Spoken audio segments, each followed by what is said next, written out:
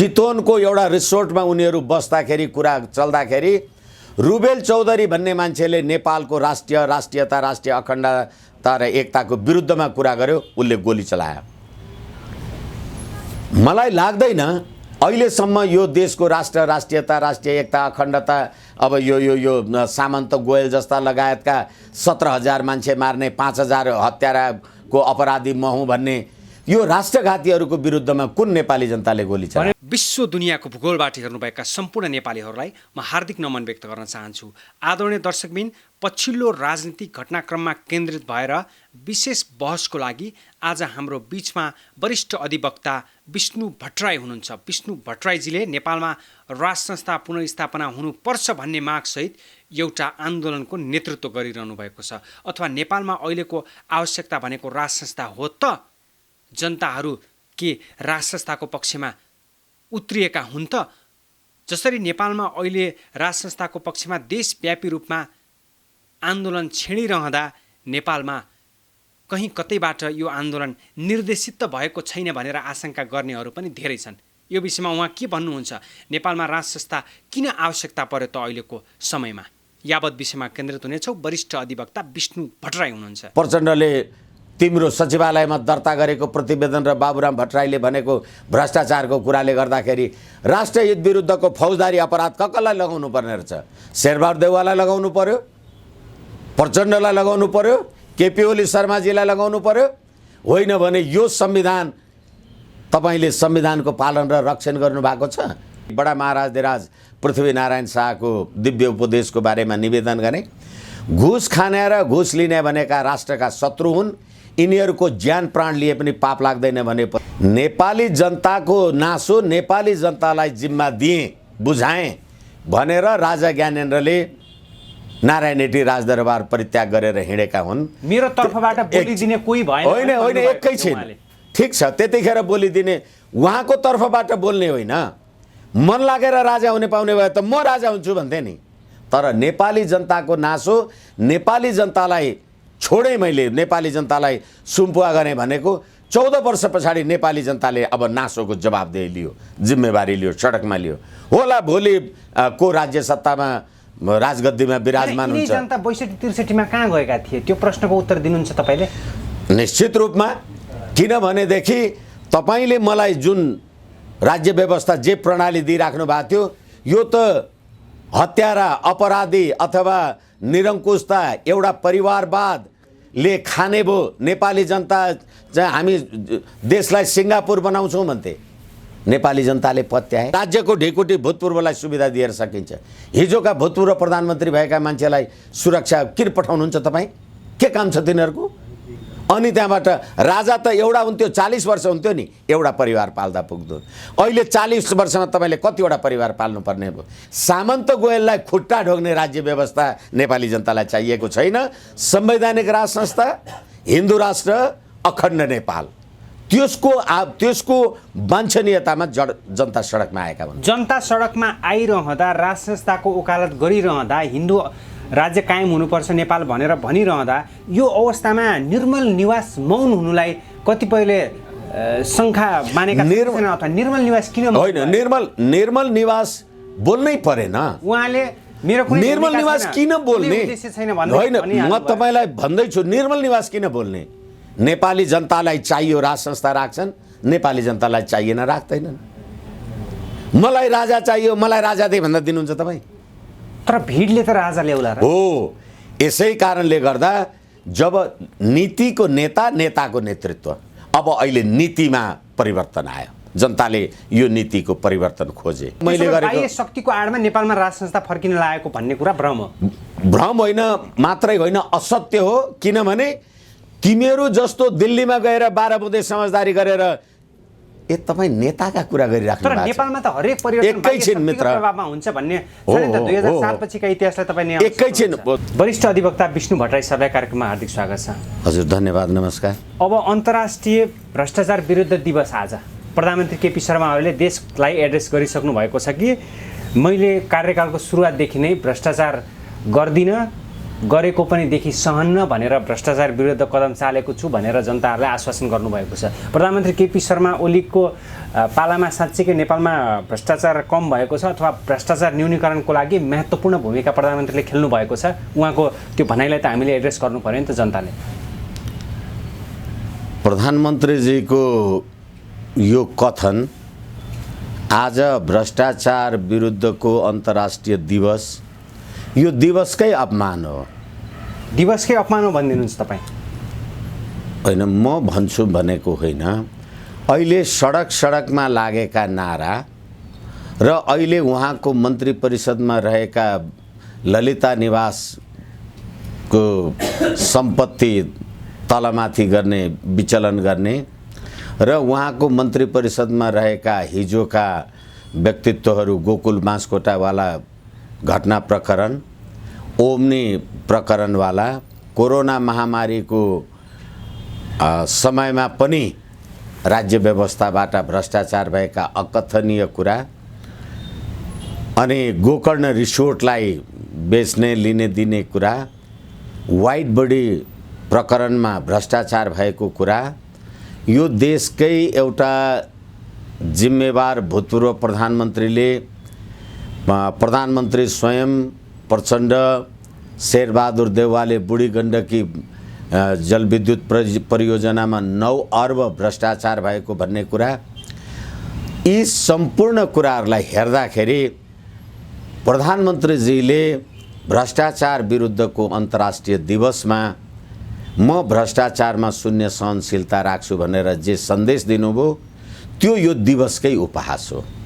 होइन भने यो उहाँको कार्यकालमा भ्रष्टाचार विरुद्धको यो अभियानमा अख्तियार दुरुपयोग अनुसन्धान आयोगले कतिवटा भ्रष्टहरूलाई, राज्य व्यवस्थामा रहेर राष्ट्रको अकुत सम्पत्ति लुट गर्ने मान्छेहरूलाई, उहाँकै पार्टीको अध्यक्ष हुनुहुन्छ, 1 तोला सुन र 3 तोला सुन र 1 कट्ठा जग्गाभन्दा बाहेक मेरो सम्पत्ति छैन भन्नुहुन्छ, परिवारहरू बिरामी हुँदा युरोप अमेरिका लगेर उपचार गर्न सक्नुहुन्छ, अर्बौंको सुख सयलमा बस्नुहुन्छ र उहाँकै पार्टीका मान्छेहरूको दैनिक जीवनचर्या तपाईँले हेर्नुभयो भने र अहिले पनि यो कोरोना महामारीको अवस्थामा नेपाली जनता खान पाएका छैनन्। जनतालाई कुनै एउटा परोपकारी संस्थाले खाना खुवायो भनेदेखि त्यसलाई आफ्नो अपमान भयो भन्नुहुन्छ र उल्टा जनतामाथि कर लगाउनुहुन्छ। यो भन्दा बढी उपहास यो अन्तर्राष्ट्रिय भ्रष्टाचार दिवसको मजाक यो सरकारले गरेको होइन र? होइन, हरेक पाटाका, हरेक विधाका, विषयका 2 पाटा हुन्छन्। तपाईँले व्यक्त गरेको पाटो एउटा होला र वास्तविकता अर्को पनि त हुनसक्छ। अभिभावकले भनेको हामीले मान्ने कि तपाईँले सरकार विरुद्ध गरेका तपाईँले भने जस्तो सरकार विरुद्धको कुरा गरिराखेका छैन म। तपाईँले अभिभावक भन्ने शब्द प्रयोग गर्नुभयो। अहिले मेची महाकाली यो भ्रष्ट सरकार, यो संघीयता, गणतन्त्र, धर्मनिरपेक्षको विरुद्धमा तमाम मान्छेहरू जुन सडकमा आइराखेका छन्, यो के अभिभावककै हो? यो सगरमाथाको उचाइ सँगसँगै देशको पनि उचाइ बढेको अब मैले भनिहालेँ, मान्छेलाई बौलाउने पनि स्वतन्त्रता हुन्छ। त्यो सगरमाथाको उचाइमा गएर 2 मिटर हिउँ हालेको हो त्यो यो पद्मा अर्याल भन्ने कोही एउटा मन्त्री हो कि को होले कि केपी ओली गएर हाले त्यहाँ भने। यसकारणले गर्दा सडकमा जनताले के भन्छन्, जनता यो अहिले मेची महाकाली जुन प्रकारको यो राज्य व्यवस्थाको वितृष्णा र अहिले भन्नुहोस् तपाईँ हरेक प्रदेश सरकार भन्नुहोस्, स्थानीय सरकार भन्नुहोस्, केन्द्रीय सङ्घीय सरकार भन्नुहोस्, सर्वोच्च अदालत लगायतका निकायहरू भन्नुहोस्, ट्रान्सपरेन्सी इन्टरनेसनलको कुरालाई लिएर आउनुहोस्, तपाईँको विरुद्धमा पनि होइन, तपाईँले गर्न नसकेको सत्यताको बारेमा अभिव्यक्ति दिने बित्तिकै तपाईँ दुनियाँलाई लान्छना लगाउने, तपाईँलाई अहिले नेपाली जनतालाई सम्बोधन गर्ने नैतिक अधिकार के छ? हिजै सर्वदलीय बैठकमा सरकारको नैतिकता के रह्यो? जो न संसदप्रति जवाबदेही भयो, संसद नबोलाएर अध्यादेश जारी गर्छ, न त्यो जनताप्रति उत्तरदायी भयो, संविधान र कानुनले विचार र अभिव्यक्तिको स्वतन्त्रता जनतालाई हक छ यो संविधान अन्तर्गत, अनि भ्रष्टाचारका विरुद्धमा सडकमा नारा लागेका छन्। संवैधानिक राज संस्था योभन्दा उत्कृष्ट राज्य प्रणाली भयो भनेर जनता सडकमा आइराखेका छन्। भ्रष्टाचारको चरमचुली अनि सङ्घीयताको आधारमा मधेस इज नट नेपाल भनेर देश टुक्र्याउने नाराहरू आइराखेका छन्। राष्ट्रिय झन्डा डढिराखेको छ। यो अवस्थामा तपाईँले बोलाएको हिजोको सर्वदलीय बैठकको कुरालाई चाहिँ त्यो सम्बोधनमा किन राख्नु भएन? सरकारको अकर्मण्यताको कारणले यो राज्य प्रणाली र यो मान्यता दिनदिनै धराशयी भएर गएको छ त भने त। जनताप्रति सरकार उत्तरदायी भएन अथवा सरकारले बिराएका पाटाहरू अथवा बिराएका कामहरूको तोप्ने प्रयास भयो अथवा त्यसको बारेमा खुला रूपमा बोल्न सक्नु भएन प्रधानमन्त्री भन्दै हुनुहुन्छ? होइन, सरकारले बिराएको भन्दिनँ म। अब कहिलेकाहीँ फेरि सधैँभरि भन्नुपर्छ, क्षमा चाहौँ, यो वकिलहरूको कुरै यस्तो हुन्छ। बिराएको होइन, बिराएको भने कहिलेकाहीँ बिर्सिन्छ, झुक्किन्छ, थाहा हुँदैन, त्यो आफ्नो ठाउँमा छ। वाइट बडी प्रकरणमा भ्रष्टाचार गरेको छैन भनेर त्यो बिराएको हो। त्यो संसदको छानबिन समितिले, लेखा समितिले प्रतिवेदन दिएको कुरा त्यसलाई कार्यान्वयन नगरेर तपाईँले अर्को कमिटी बनाएर तलमाथि गरेको होइन, त्यो बिराएको हो कि भ्रष्ट भएको हो? गोकुल बाँसकोटावाला कुरा बिराएको हो कि भ्रष्ट भएको हो? ओम्नी प्रकरणवाला बिराएको हो कि भ्रष्ट भएको हो? त्यति मात्रै नभएर यो देशको सर्वोच्च अदालतले, मैले धेरैचोटि भने, अब भनिरहनै पर्ने हुन्छ, अदालतमा भएको भ्रष्टाचार, बिचौलिया, तिर्सप गतिविधिको छानबिन गर्नका लागि अदालतले आफूले छानबिन कमिटी बनायो। संविधानको धारा 269 को 2 ले संविधानको धारा 101 बमोजिम महाभियोग लाग्ने पदमा रहेका मान्छेले गरेको भ्रष्टाचारको छानबिनै गर्न सक्दैन भन्ने संविधान बनाउनु भयो। भ्रष्टलाई रक्षा गर्ने संविधान बनाउनु भयो। तपाईलाई आफ्नै पार्टीको अध्यक्षले विधिवत रूपमा पार्टी सचिवालयमा प्रधानमन्त्रीको ओली सरकार भ्रष्ट हो भनेर लेखेको 19 पाने लिखतलाई तपाईँ नेपाली जनतालाई के भनेर सम्बोधन गर्नुहुन्छ? बिराको हो त्यो। अनि तपाईँ अहिले नेपाली जनतालाई सम्बोधन गर्नका लागि नाङ्गाले लुगा, एउटा दक्षिण अफ्रिकी भनाइ छ, जब नाङ्गाले लुगा दिने कबुल गर्छ त्यतिखेर सतर्क रहनुहोस्। अहिले ठ्याक्कै त्यही आह्वान प्रधानमन्त्रीजी आफू भ्रष्टाचारमा निर्वस्त्र भएर ट्रान्सपेरेन्सी इन्टरनेसनललाई तपाईँले झुटो भन्नुभयो। स्वीकार गरिसक्यो नि सरकारले, अनि नियोजित हो यो। हो, स्वीकार गर्यो होइन कि अभियोग लगायो। तपाईँको पार्टीको अध्यक्षले तपाईँलाई लिखित रूपमा तपाईँ भ्रष्ट हुनुहुन्छ भन्यो, तपाईँले के गर्न सक्नुभयो? अनि यो अवस्थामा मैले भर्खरै भने दक्षिण अफ्रिकामा एउटा भनाइ छ, नाङ्गाले लुगा दिन्छु भन्यो भने सतर्क हुनुहोस्। यत्रा भ्रष्टहरूले म निर्वस्त्र छु भन्ने, म भ्रष्टाचारमा शून्य सहनशीलता छु भन्ने। अनि नेपाली जनता अहिले सडकमा तपाईँले जे देख्नु भएको छ, नेपाली जनताको सडक आन्दोलनसँग तर्सिएर तपाईँले बोलाएको होइन हिजोको सर्वदलीय बैठक। सर्वदलीय बैठकले क्या बात प्रधानमन्त्रीजी तपाईँले राम्रो गर्नुभएको छ, एकबद्ध भएर विरोध गरौँ भन्ने खालका अभिव्यक्ति दिनुभएको छ। हो, किनभनेदेखि यो संविधान ल्याउनका लागि पनि नेपाली जनताको ऐक्यबद्धता थिएन। दिल्लीमा भएको 12 बुँदे समझदारी विदेशीको कठपुतलीको इसारामा संविधान ल्याउनु भयो।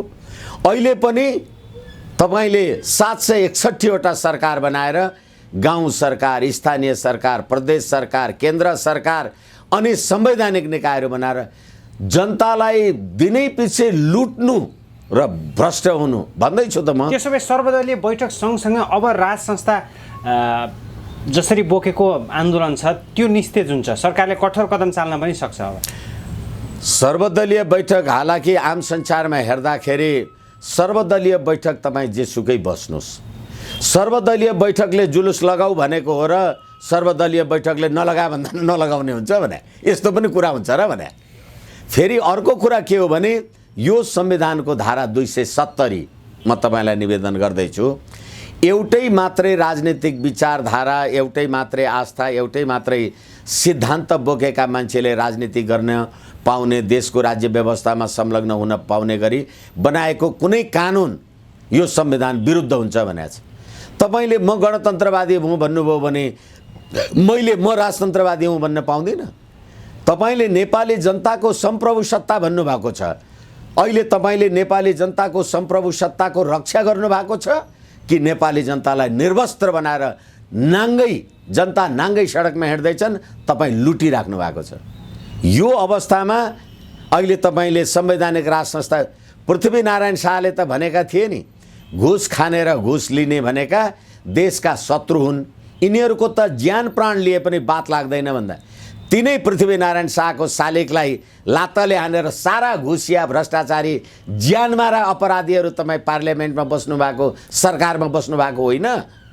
अनि एकले अर्कालाई बाँदर मुडेको हत्याराको कुरा लगाउनु भएको छ, एकले अर्कालाई भ्रष्टाचारको अभियोगी भनेर लिखित रूपमा दस्तावेज गर्नुभएको छ, टुडी खेलबाट म अपराधी हुँ भन्नुभएको छ, अनि ट्रान्सपरेन्सी इन्टरनेसनल होइन भन्नुहुन्छ। अब अहिले जनता सडकमा आयो भनेदेखि आउन दिन्न भन्नुहुन्छ।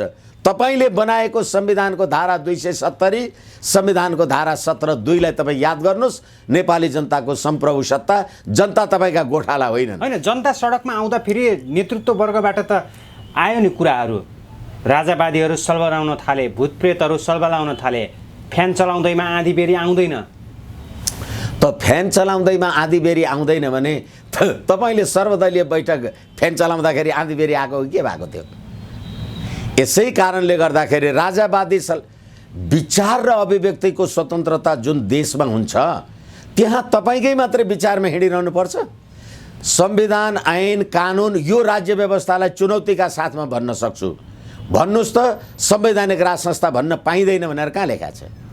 फेरि पनि मैले भन्छु, सधैँ भनेको छु, फेरि पनि भन्छु म, संविधानको धारा 5ले राष्ट्रिय हितको परिभाषा गरेको छ। नेपाली जनताको एकता, सद्भाव, नेपालको सम्प्रभुता, राष्ट्रिय एकता, अखण्डता यी कार्यहरू नेपालको राष्ट्रिय हितका विषय हुन्।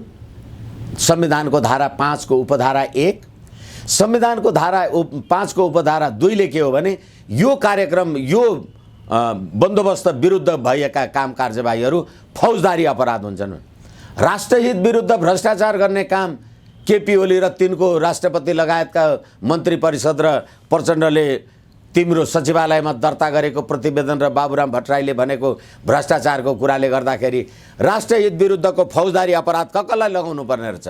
शेरबहादुर देउवालाई लगाउनु पर्यो, प्रचण्डलाई लगाउनु पर्यो, केपी ओली शर्माजीलाई लगाउनु पर्यो। होइन भने यो संविधान, तपाईँले संविधानको पालन र रक्षण गर्नुभएको छ। पार्टीको पनि एउटा गुटको सदस्य भएर राष्ट्रपतिजी जे काम कारबाही गर्नुभएको छ, अनि भ्रष्टाचार विरुद्धको दिवसमा तपाईँहरू सन्देश दिन लाज लाग्दैन तपाईँहरूलाई? ठ्याक्कै अहिलेको परिस्थितिलाई निहालेर हेर्दाखेरि सर, जसरी जनताहरू सडकमा उत्रिएका छन्, सरकार निर्दयी भयो अथवा सरकारले केही पनि गरेन, गरिबी निवारण गर्नको लागि अथवा साँच्चीकै रोजगारको लागि, सुशासनको लागि कुनै पनि कदम चालेन भनेर जनताहरू आक्रोशित भएर अहिले सडकमा आइरहेका छन्। यो अवस्थामा तपाईँहरूको यो अभियान अथवा राजावादीहरूको अभियानलाई कतिपयले राजनीतिक रङ पनि दिएका छन् नि, राप्रपाको आडमा यो सब भइरहेको छ भनेर। मलाई त त्यस्तो कुनै मैले देखे जाने थाहा पाएको छैन, मेरो जानकारीमा छैन। र नेपाली जनताले स्वतस्फूर्त रूपमा आफूले सडकमा नारा लगाए भन्दैमा यो संविधानलाई उत्कृष्ट संविधान हो भनेर गणतन्त्रको संविधानको शपथ ग्रहण गर्ने र गणतन्त्रको राष्ट्रपतिलाई सही छाप गरेर नेपालमा राजतन्त्र ल्याउँछु भन्ने प्रवृत्तिहरू, कुप्रवृत्तिहरू नसलबलाए हुन्छ। त्यसो भए नेपालमा राज संस्था अबको आवश्यकता हो त विष्णुजी? निश्चित रूपमा विकल्प गणतन्त्र होइन। निश्चित रूपमा मैले भर्खरै तपाईँलाई बडा महाराजधिराज पृथ्वीनारायण शाहको दिव्य उपदेशको बारेमा निवेदन गरेँ। घुस खाने र घुस लिने भनेका राष्ट्रका शत्रु हुन्, यिनीहरूको ज्यान प्राण लिए पनि पाप लाग्दैन भनेपछि अहिले 62-63 को आन्दोलन हुनुभन्दा अगाडि तपाईँले गर्नुभएको शान्ति सम्झौताको दफा 3 को 11 मा राजनीतिक पदमा रहेर अकुत राष्ट्रको सम्पत्ति लुट गर्नेहरूमाथि कारबाही गर्ने आदि इत्यादि सम्पत्ति छानबिन गर्ने भनेको 15 वर्ष भयो। म एबिसी टेलिभिजनलाई विनम्रताका साथ निवेदन गर्दैछु, कतिवटा अपराधीलाई तपाईँले कारवाही गर्नुभयो? यो राजनीतिक दलका मान्छेहरूको सम्पत्ति कहाँबाट आएको छ? गणतन्त्रको संविधानलाई उत्कृष्ट हुँ भन्ने राजावादीहरूको सम्पत्ति कहाँबाट आएको छ? यी राजनीतिक दलका मान्छेहरू हेलिकप्टर चढेर हिँड्ने सम्पत्ति कहाँबाट आएको छ? यी व्यापार गर्छन् कि यी राजनीति गर्छन्? अहिले देशका 8,000 संघीय सरकार, संघीय संसद, प्रदेश संसद, स्थानीय सरकार, तिनीहरूको विधायिका महिनाको 25,000 भन्दा बढी यिनीहरू तलब खान्छन्, धर्मनिरपेक्ष देश भन्छन्, अनि दसैँ तिहारमा छुट्टी दिन्छन्, अनि त्यहाँबाट दसैँ पेस्कीको नाउँमा अर्बौं राज्य कोषबाट लुट्छन् र जनता कोरोना महामारीले तातो पानी तताएर खाने ग्यास किन्ने पैसा हुँदैन।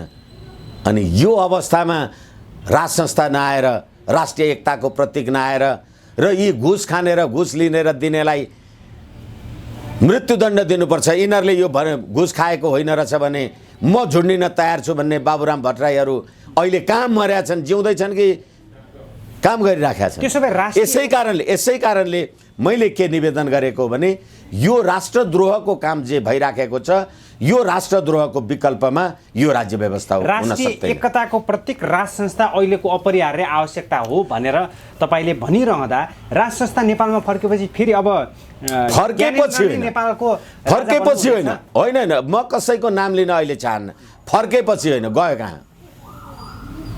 गयो भने कहीँ पुग्यो होला नि शासन प्रणाली। एकछिन होइन, गयो। तपाईँ गाडी चढेर के अरे माइतीघर मण्डलाबाट गाडी चढ्नुभयो भने टेकु कुलेश्वर पुग्नुभयो होला। राज संस्था गयो भने कहाँ गयो भने कहाँ पुग्यो? त्यो थन्कियो। एकैछिन, हिजो त एउटा परिवार पाल्नुहुन्थ्यो तपाईँ। शेषमणिजी, म तपाईँलाई भन्दैछु, अहिले संसदमा तपाईँ 14 जोडी पाल्दै हुनुहुन्छ। राजा त भोट हाल्न जाँदैन थियो नि, महारानी त भोट हाल्न जाँदैन थियो नि। अनि फेरि पनि म तपाईँलाई भन्छु, अहिले देशले भूतपूर्व र कति भूतपूर्वलाई पाल्या छ। रामवरण यादवले राष्ट्रकोषबाट कति सम्पत्ति खान्छ?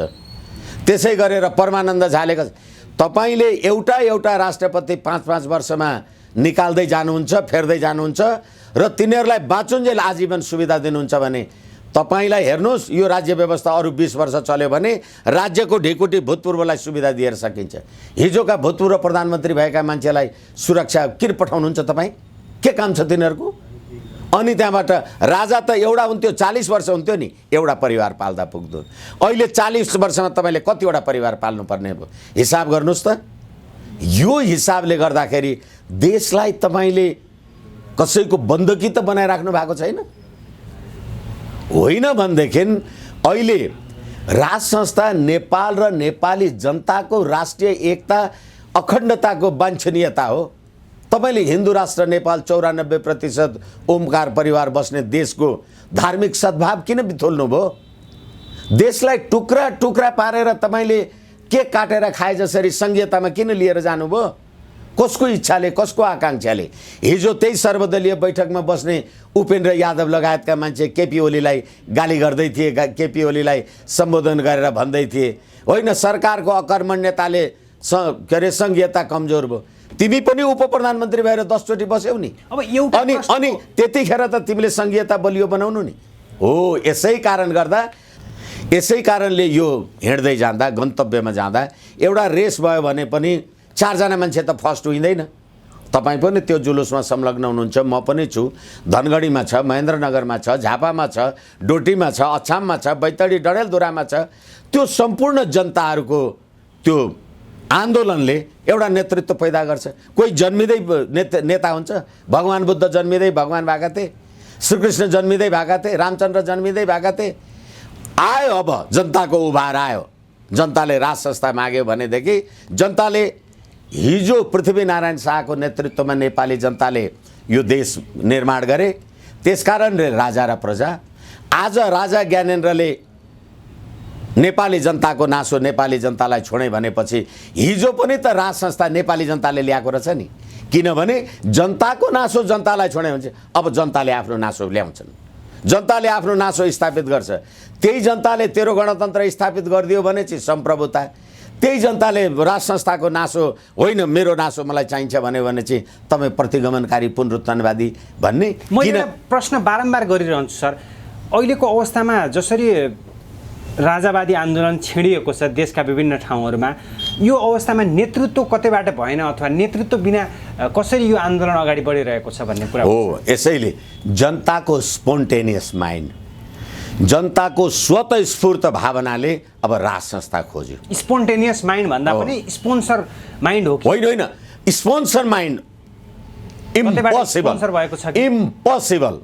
किनभनेदेखि ठिक छ, स्पोन्टेनियस जनता सडकमा उठेपछि त्यसो त भोलि राज संस्थै कायम हुँदाखेरि पनि, हिन्दू राष्ट्रै कायम हुँदाखेरि पनि संसारको मान्यता त आवश्यकता हुन्छ नि, त्यो पछिल्लो कुरा हो। यो स्पोन्सर होइन, यो भारतको डिजाइनमा नेपालमा राज संस्था फर्किँदैन। कुनै मूल्यमा होइन। बिजेपी आएको पनि त 10 वर्ष हुन लाग्यो नि, अहिले मात्र किन? त्यसै हो प्रक्रिया हुन्छ। यसैले अहिले नेपाली जनताको स्वस्फूर्त क्रियाशील सहभागितामा होला तपाईँ आफ्नो होइन, यो त मैले गरेको शक्तिको आडमा नेपालमा राज संस्था फर्किन लागेको भन्ने कुरा भ्रम हो। भ्रम होइन मात्रै होइन, असत्य हो। किनभने तिमीहरू जस्तो दिल्लीमा गएर 12 बुँदे समझदारी गरेर तपाईँ नेताका कुरा गरिराख्नु भएको छ। तर नेपालमा त हरेक परिवर्तन एकैछिन मित्र प्रभावमा हुन्छ भन्ने छ नि त। 2007 पछिका इतिहासलाई तपाईँ एकैछिन 2007 मा नजाउँ न, अस्ति भर्खरै अथवा 62 मा दिल्लीमा 63 को होइन, दिल्लीमा 12 बुँदे समझदारी गर्दाखेरि को नेता थियो? प्रणब मुखर्जीले हामीले यो 12 बुँदे समझदारी गराएका हौँ भनेपछि त्यो 7 दलीयको नेता कोही थियो? किनभने तपाईँको दलको तपाईँ नै नेता हुनुहुन्थ्यो, मेरो दलको मै नेता, उसको दलको उही नेता। त्यसैले यो आन्दोलन 63 को पूर्व सन्ध्यामा खरबौं पैसा लगानी भएको थियो भन्ने कुरा त अहिले आएको छ। हो, यस कारणले गर्दा मैले तपाईँलाई के भन्दैछु भने 12 बुँदे समझदारी गर्ने त नेता त थिएन नि। तपाईँ भनिहालेँ मैले, ती 7 जना मान्छे आफै नेता थिए। अहिलेको आन्दोलनमा पनि हरेक आन्दोलनकारीहरू आफ्नो आफ्नो क्षेत्रमा आफै क्रियाशील छन्। भोलि त्यसले आकार लिँदाखेरि अब मैं फेरि पनि निवेदन गरेँ, नीतिको निर्धारण भएपछि नेता हुन्छ, नेता भएपछि नेतृत्व हुन्छ। यसैले संघीयता, गणतन्त्र र धर्मनिरपेक्ष जुन देश, जुन व्यवस्थाले, राज्य व्यवस्थाले मुलुकको राष्ट्रिय झण्डा डढायो, घुस खाने र घुस लिने र दिने भनेका राज्यका शत्रु हुन् भनेर स्थापित भएको राष्ट्रमा आज भ्रष्टहरूले मात्रै राज्य चलाए। ट्रान्सपरेन्सी इन्टरनेसनलले त्यो कुरा प्रुभ गर्यो। केपी ओलीले सन्देश दियो भन्दैमा हुन्छ भने? केपी ओलीलाई केपी ओली बनाउने यिनै जनता होइनन्? हिजो तँलाई भोट दिएर सिंहदरबार पठाउँदा यिनै मान थिए, अहिले तँ चाहिँ भ्रष्ट भइस् भनेर यिनै जनताले भन्यो भनेदेखि प्रतिगामी सलबलाउन लाग्यो भने बौलाउने पनि स्वतन्त्रता हुन्छ मान्छेलाई। त्यसो भए सडकमा उत्रिएका जनताहरूले अहिले चाहेको भनेको ज्ञानेन्द्र शाहले आफ्नो अभिव्यक्ति दिन पर्यो, सन्देश दिनु पर्यो भन्ने हो? होइन, नेपाली जनताको नासोको जिम्मेवारी र जवाबदेही नेपाली जनताले खोजे र यो आन्दोलन चल्दै गर्दा प्रकारान्तरले गद्दिनसिन श्री 5 बडा महाराज पृथ्वीनारायण शाहका वंशज, आर्य संस्कृतिका अनुयायी, हिन्दू धर्मावलम्बी नेपालको गद्दिनसिन महाराज विराज हुन्छ। होइन, जनतालाई त आश्वासन पार्नु पर्यो नि त। म तपाईँ हो, त्यो हामी जनतालाई आश्वासन पारे। हामी भोलि त्यो सनातन संस्कृति समाज नेपालको तर्फ ज्ञानेन्द्र शाहले जनतालाई त आश्वासन पार्न पर्यो नि त। ज्ञानेन्द्र शाहले हुन्छ भने म होइन राज्य हाँक्न तयार छु भन्नु पर्यो। होइन, ज्ञानेन्द्र शाहले तपाईलाई आश्वस्त पार्ने होइन, जनतालाई त पार्ने हो नि त। होइन, एकछिनलाई मान्नुहोस् न, तपाईँ भन्नाले मैले स्पेसिफिक आम सञ्चारलाई भने होइन, जनतालाई भन्नु आश्वस्त पार्नु। जनताले राज संस्था खोज्या हो। राजाले अथवा ज्ञानेन्द्र शाहले तिमीहरू मेरो लागि आन्दोलन गर्देऊ भनेको होइन के। जनताले स्पोन्टेनियस के भने हामीलाई संवैधानिक राज संस्था चाहियो, सर्वधर्म समभाव सनातन हिन्दू राष्ट्र नेपाल चाहियो, यी भ्रष्टाचारी र घुसखोरी भनेका यिनीहरूलाई मृत्युदण्डको सजाय हुनुपर्छ भन्ने जनताको आवाज चाहियो, यी बलात्कारी र अपराधीहरूलाई राज्य सत्ताबाट विमुख बनाउनु पर्छ भन्ने शक्ति चाहियो भनेर जनताको शक्ति आयो। अब त्यो जनताको शक्तिले तपाईँलाई स्थापित गर्ला, उसलाई स्थापित गर्ला, स्थापित गर्छ। किनभने हरेक खरेहरू पनि पुग्ने गन्तव्य त समुद्र हो नि। त्यो समुद्र भनेको नेपाली जनताको सम्प्रभु सत्ता र राजकीय सत्ता हो।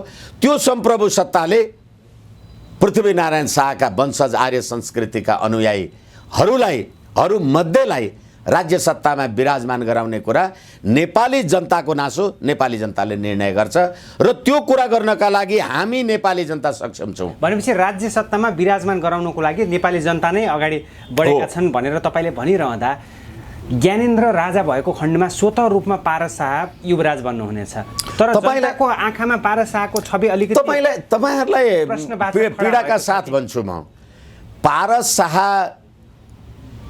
चितवनको घटनामा रुबेल चौधरी भने सुजाता कोइरालाको ज्वाइँ, चितवनको एउटा रिसोर्टमा उनीहरू बस्दाखेरि कुरा चल्दाखेरि रुबेल चौधरी भन्ने मान्छेले नेपालको राष्ट्रियता, राष्ट्रिय अखण्डता र एकताको विरुद्धमा कुरा गर्यो, उसले गोली चलायो। मलाई लाग्दैन अहिलेसम्म यो देशको राष्ट्रियता, राष्ट्रिय एकता, अखण्डता, अब यो सामन्त गोयल जस्ता लगायतका 17,000 मान्छे मार्ने, 5,000 हत्याराको अपराधी म हुँ भन्ने यो राष्ट्रघातीहरूको विरुद्धमा कुन नेपाली जनताले गोली चलायो? एकैछिन म निवेदन गर्न अनुमति पाऊँ। त्यसैले गर्दाखेरि मैले मेरो राष्ट्रियताको मलाई चाहिँ पीडा भयो, मैले फायर गरेँ। भनेपछि तत्कालीन समयमा अब एकछिन म तपाईँलाई अर्को कुरा उदाहरण दिन्छु। राजा शुद्धोधनको छोरा सिद्धार्थ गौतम युवराज धिराज भएको मान्छे, त्यत्रो दरबार शोक शान्ति, त्यो मान्छे त्यतिखेर कमण्डलु लिएर बाहिर निस्किँदा त त्यतिखेर त कपिल वस्तुका जनताहरूले त भने होला नि त, होइन यो त पागल भयो, यो सिद्धार्थ भन्ने केटो त काम नलाग्ने रहेछ। जब पिपलको बोट मुनि बसेर उनले ज्ञान प्राप्त गरे अनि न तपाईँले भगवान भनेर मान्नुभयो, नभए त यो फटा यो कमण्डलु बोकेर हिँड्या दरबार छोडेर भन्दै थिए नि। फेरि एकैछिन मैले यो कुरालाई संयोजन गर्ने समय पाऊँ म। अनि त्यसै गरेर पिपलकै बोटमुनि किन प्राप्त गरे भन्छन् हाम्रा साधु सन्त महन्तहरू पिपलकै रुखमुनि किन? यसै कारणले राजा ज्ञानेन्द्रले निर्वाचन हारेको कृष्ण प्रसाद सिटौलाले एउटा चिठी लिएर जाँदा नेपाली जनताको नासो नेपाली जनतालाई छोडेर हिँडे भनेपछि भगवान बुद्धले जस्तो उसले गद्दी छोडिदियो, नभए लाखौँ सेना थिए नि, गोली चलाउन सक्थे नि। ज्ञानेन्द्र बुद्धको एकैछिन प्रतीक हो। त्यसैले पारसले पनि राष्ट्रियताको पक्षमा त हो, उसले सार्वजनिक रूपमा बयान गरेको छ, तपाईँ चितवनको सिडिओ कार्यालयमा गएर हेर्न सक्नुहुन्छ। अनि अहिले नेपाली जनताको नासो नेपाली जनतालाई छोड्यो भने एउटा नेपाली मारेन नि, म त 5,000 नेपाली मारेको त म पो जिम्मेवारी लिन्छु हौ, आरे हौ भन्ने अपराधीहरू अहिले राज्य सत्तामा। अनि ज्ञानेन्द्रले के गल्ती गरे? ज्ञानेन्द्रले प्रतिनिधि सभा पुनर्स्थापना नगरिदिएको भए अहिले कहाँ हुन्थ्यो तिमीहरू? यसै कारणले गर्दा मैले धेरैचोटि भनेको छु, कहाँ थियो बास अघि म को थिएँ, कसो हुँदा यो पिंजरा लिँदो भएँ, कहाँ छ जानु कुन साथ लिकन, तलाई मालम छगियो कुरा मन। 17,000 का अपराधी, भ्रष्टाचारी का अपराधी, अलेख सम्पत्ति राज्य कोषबाट लुटेका सङ्घीय लोकतान्त्रिक गणतन्त्रका अपराधी, मुकुन्द नरवणेलाई पशुपतिको ढोका खोलेर पशुपतिको पुजारीलाई थुन्ने अपराधी, अनि मुकुन्द नरवणेलाई कुमारी देवीको दर्शन गर्न दिने र नेपाली जनतालाई लौरो लाउने अपराधी, तिमी सबै अपराधीहरूलाई आजको यो भ्रष्टाचार निवारण, भ्रष्टाचार विरुद्धको अन्तर्राष्ट्रिय दिवसले तिमीहरू सबको हैसियत ठिक हुन्छ। हस्, समय र विस्तारको लागि हार्दिक आभार व्यक्त गर्न चाहन्छु। हस्, धन्यवाद। मलाई पनि मेरा कुरा राख्ने अनुमति दिनुभयो। प्रणाम, नमन।